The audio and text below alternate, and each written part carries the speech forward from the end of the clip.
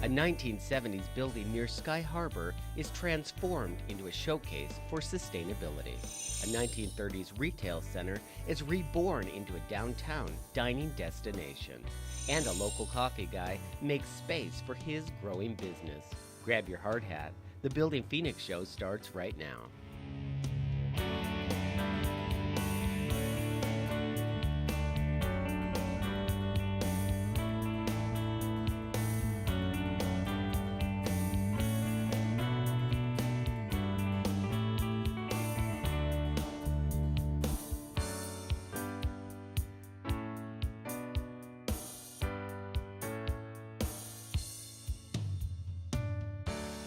Hi, I'm Michael Hammett. Adaptive reuse is one of our favorite topics here on the Building Phoenix show, and it simply means renovating an existing building to make space for a new type of business, like a wine bar, a restaurant, or a coffee house. Or, in the case of Lux Central, space for all three. Jeff Fisher had a problem most business owners would love to have.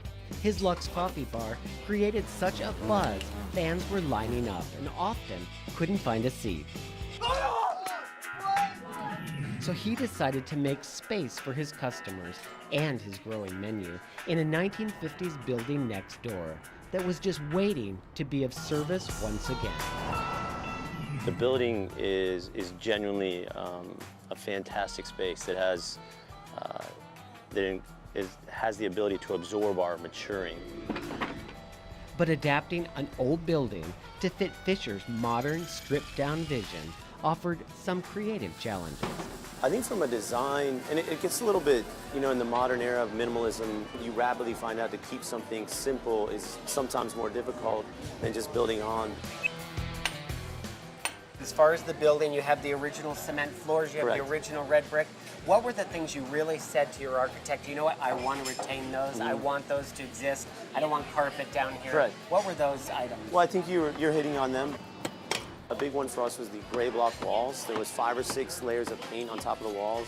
We actually opted for more of the soda washing to get that back. The integrity of the gray block, which kind of surrounds the space, and those walls was really important to us, and I think we accomplished it. I mean, they're beautiful.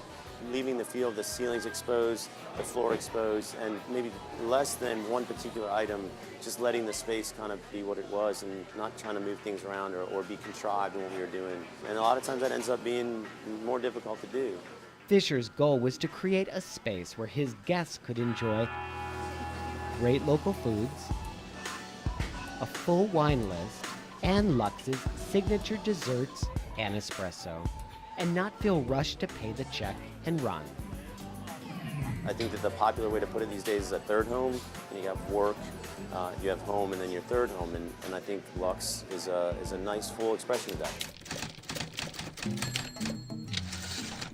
Which means he doesn't mind if you find a comfy spot and read the day away.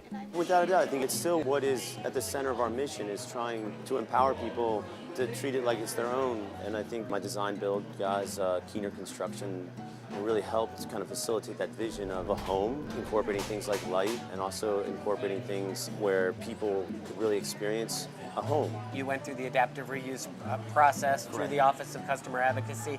Yeah. Tell us a little bit, what was your experience like? Give us the benefits of it, and then also some of the minor challenges that you've had. The city in that way was very personable and gave it a really a needed assistance and guidance through a process that was very new to me. I think if we were going to say the majority rules, I think without a doubt, I think that there was a lot of personal concern and there was a lot of understanding that this project was not only maybe at times going to set precedents, but going to be something that would maybe give other restaurateurs or entrepreneurs the opportunity to say or a sense that they could accomplish something. Some of the challenges I had were, aside from the normal kind of grind it and wear and tear and you don't get your way on everything, I think there is a constant need of trying to engage at a cultural level or understanding something on a bigger scale. I think the traditional elements are there, multiple times over budget, multiple times as long. It definitely took far more money and much more money and far more time than I envisioned.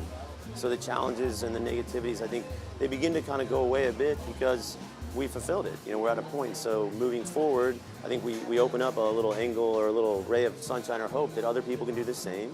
And then as we fill that urban density, you know, we have a truer sense of city. I spent a lifetime of dreaming about certain things that never quite measured up, but I think we set out to do something and we fulfilled it.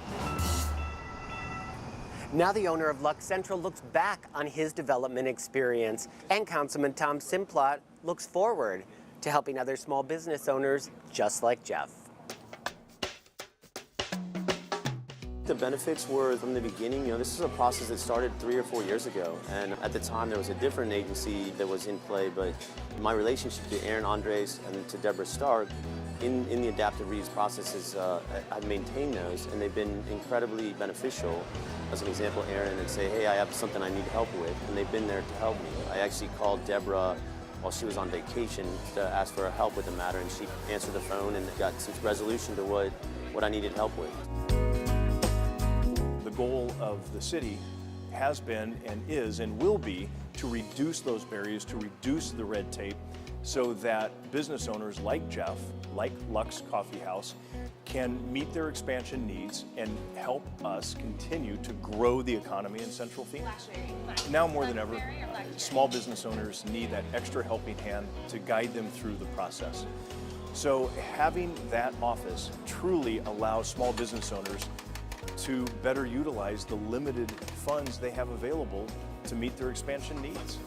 So starting about 8 years ago, we have evolved, the system has evolved, the bureaucracy has evolved, and it will continue to do so as we continue to try to meet the needs of small business owners who want to expand in Central Phoenix, and especially along light rail, because we know that is where that's where small businesses want to go right now. Light rail is it's conducive to business.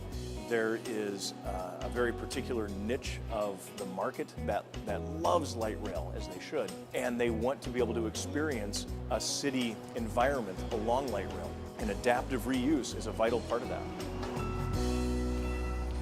The Office of Customer Advocacy was created to help small business owners navigate the city's development process.